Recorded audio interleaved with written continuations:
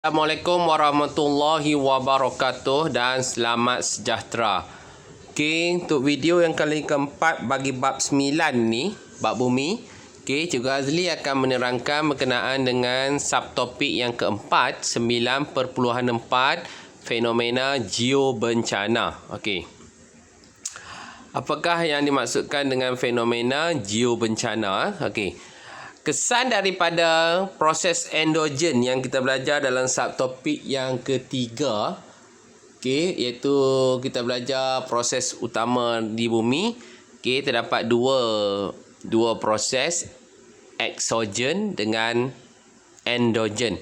Dua proses utama yang kita dah belajar dalam subtopik yang ketiga, iaitu proses eksogen, proses yang berlaku dekat luar, dan juga proses endogen, proses yang berlaku di dalam bumi. Okey. Geobencana ni merujuk kepada proses endogen. Okey.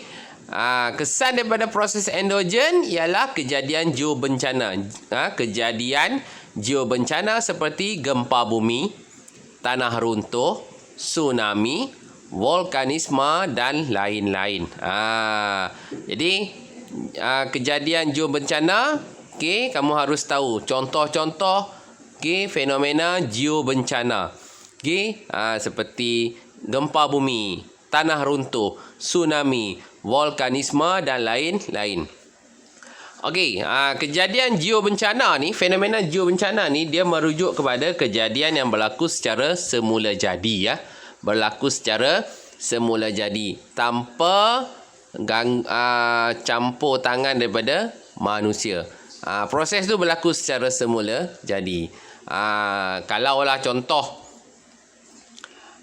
berlaku tsunami akibat daripada orang kata apa, manusia yang pergi letupkan bom nuklear dekat tengah laut, terjadilah ombak besar, tsunami. Itu bukan geobencana. Itu kejadian yang disebabkan oleh manusia. Geobencana ni dia lebih merujuk kepada kejadian yang berlaku secara semula jadi. Okey.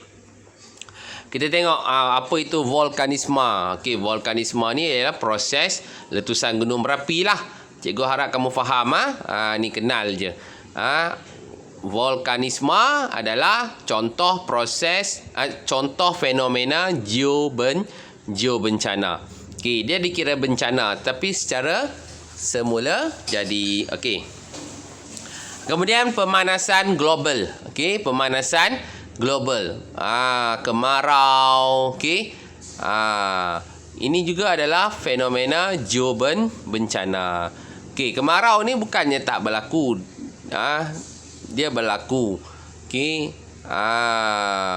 Dulu-dulu pun tak ada pencemaran pun berlaku kemarau. Itu perkara yang berlaku secara semula jadi. Kemudian tsunami. Baru-baru ni negara kita pun, bukan baru lah, kamu tak lahir lagi rasanya. Cikgu tak ingat tahun bila. Tapi kamu tak lahir lagi. Berlakulah tsunami yang melibatkan negeri-negeri di utara Malaysia. Seperti di Kedah, Pulau Pinang, Perak tak pasti ada kena ke tak. Yang berlaku di Aceh. Ombak tu datang sampailah ke negeri-negeri pantai barat di Malaysia ni. Kesan tsunami ni amatlah dahsyat. Ramai orang yang kehilangan nyawa, kehilangan tempat tinggal, kehilangan ahli keluarga, kehilangan harta benda. Jadi, tapi dia ni berlaku secara, tsunami ni berlaku secara semula jadi. Tanah runtuh juga adalah fenomena geobencana. Ini tanah runtuh. Contoh-contoh gambar tanah runtuh. Kalau kita pergi ke arah Cameron Highland tu, sering kali kita nampak ada tanah runtuh. Tapi di Cameron Highland tu kita yang pergi korek tempat tu. Kita yang pergi tebang hutan. Geobencana ni memudaratkan. Memudaratkan, tapi tambah lagi dengan kerakusan manusia, lebih memudaratkan. Okey. Tanah runtuh. Okey, kemudian lubang benam. Lubang benam ni bukannya kecil-kecil. Dia skala besar pun ada. Kecil pun ada, tapi skala besar ni lebih menakutkan. Tiba-tiba terbenam satu lubang. Okey. Kemudian gempa bumi. Tengok apa bencana yang diakibatkan oleh gempa bumi ni. Amatlah drastik, bangunan-bangunan semua runtuh. Okey. Kemudian tanah jerlus. Okey, tanah jerlus. Ini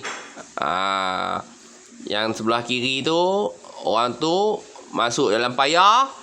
Tanah jerlus ni berbahaya. Kalau kamu masuk, okey, dia akan tarik kamu masuk dalam lagi. Yang pakcik tu, tengok sawah padi dia, tak boleh nak ambil hasil menggunakan jentera sebab tanah kat situ jerlus. Mesin padi masuk terbenam, tak boleh nak berjalan. Jadi tak boleh nak ambil hasil. Okey. Kemudian hujan asid.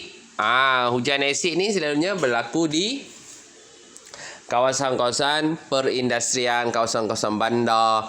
Okey, sebabnya ada gas-gas yang dibebaskan oleh kilang-kilang kenderaan serta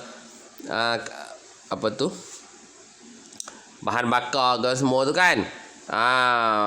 Gas-gas tu banyak dekat orang kata atmosfera. Okey, gas-gas tu dibebaskan dan berada di atmosfera.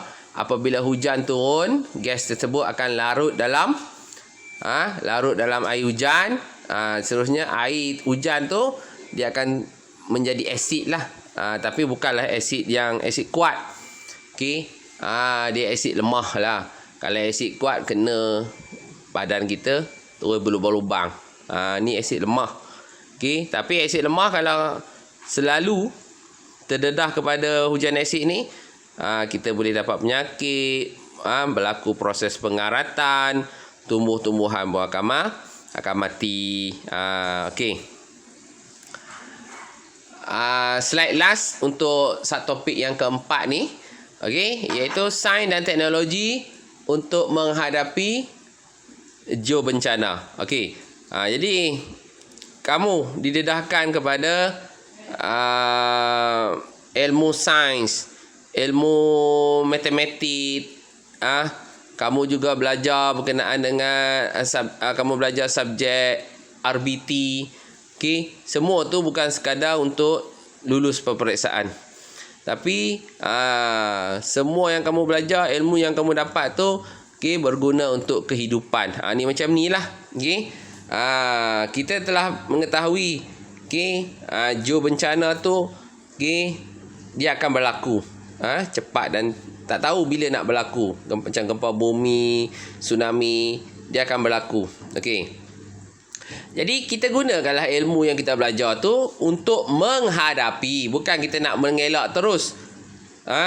Kita kadang-kadang tak boleh mengelak terus, tapi kita boleh kurangkan implikasi geobencana ni.